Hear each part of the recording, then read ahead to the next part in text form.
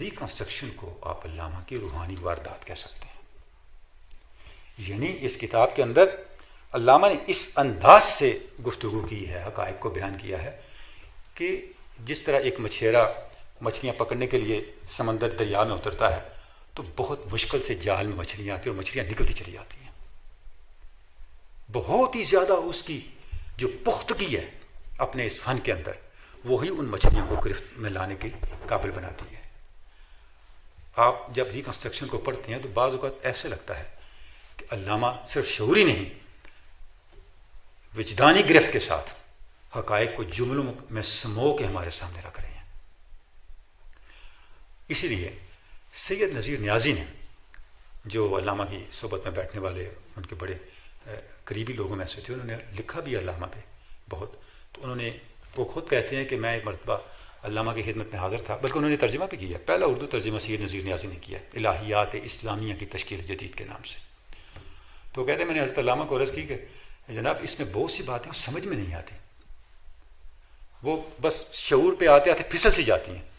تو علامہ نے فرمایا بس آپ پڑھتے رہو، میں نے بھی بہت سی باتیں وجدانی میں لکھی ہیں، آپ پڑھتے رہو تو خود ہی آپ کے شعور میں آ جائیں گے. اچھا، یہی وجہ ہے کہ جب آپ علامہ کو پڑھتے ہیں تو اس کے جو تھیمز ہیں اور جس طرح علامہ کا انداز بیان ہے، اس میں ایک عجیب طرح کی مشکل، اور جس کو شاید آپ ابہام کا نام دیں یا کوئی اور عنوان دیں، اس سے آپ کا واسطہ پڑتا ہے. اس کا سبب کیا ہے؟ پہلا اس کا سبب یہ ہے کہ اس کتاب کے بہت سے ایسے تصورات ہیں جو مسلم فکر کی روایت کا کانٹیکسٹ رکھتے ہیں.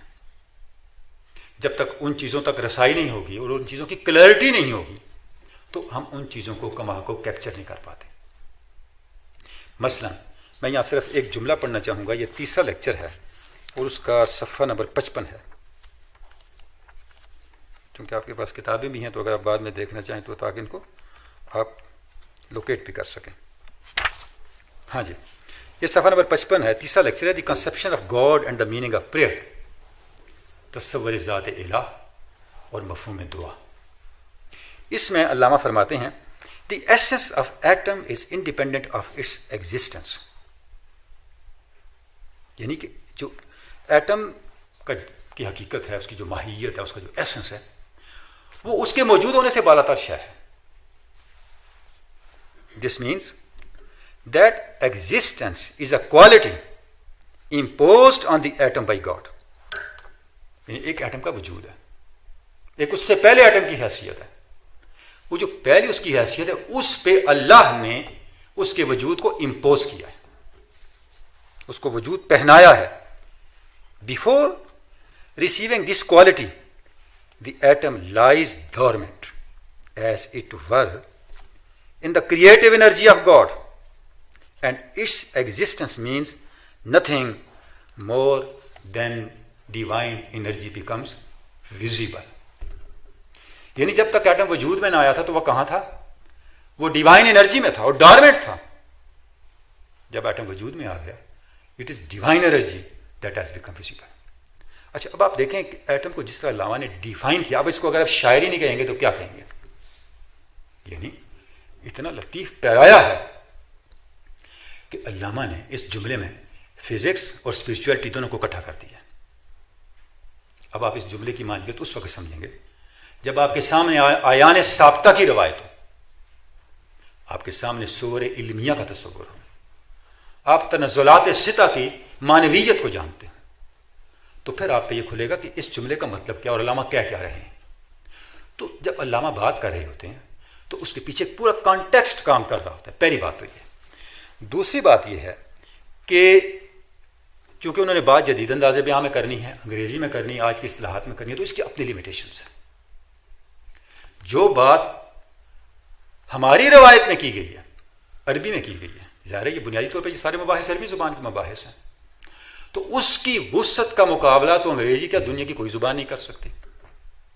یعنی اس کے اندر اتنی وسعت ہے معانی کو کنٹین کرنے کی کہ اس کی کوئی مثال دنیا کی کسی زبان میں موجود نہیں ہے. تو جب علامہ بات کریں گے اس کو انگریزی میں بیان کریں گے آٹومیٹیکلی بہت ساری چیزیں جو ہیں وہ جبراً ڈراپ ہو جائیں گی، وہ کیری ہی نہیں کرے گا وہ اندازے پہ، تو پھر بھی ابہام رہ جائے گا۔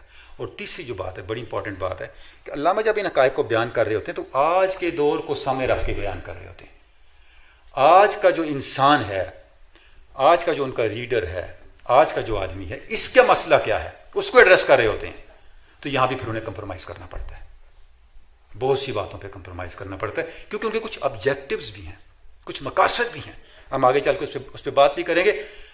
وہ قوم کو زندہ کرنا چاہتے ہیں، سراپا عمل بنانا چاہتے ہیں، لہٰذا ایک ہی فکری حقیقت کا وہ حصہ جو ان کے نزدیک ملت کی اور فرد ملت کی عملی جہت کو تھوڑا سا بھی سست روی کا شکار کر سکتا ہے، اس کو وہ ڈراپ کر دیتے ہیں، چاہے کہیں اور بیان کر رہے ہیں، اس سے بھی بڑے مغالطے پیدا ہوتے ہیں۔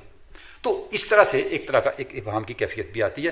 تو کہنے کا مطلب یہ ہے کہ ریکنسٹرکشن، جو میں اس طرف چوتھی بات کی طرف اشارہ کر رہا تھا، یہ ایک طرح کی علامہ کی روحانی واردات ہے،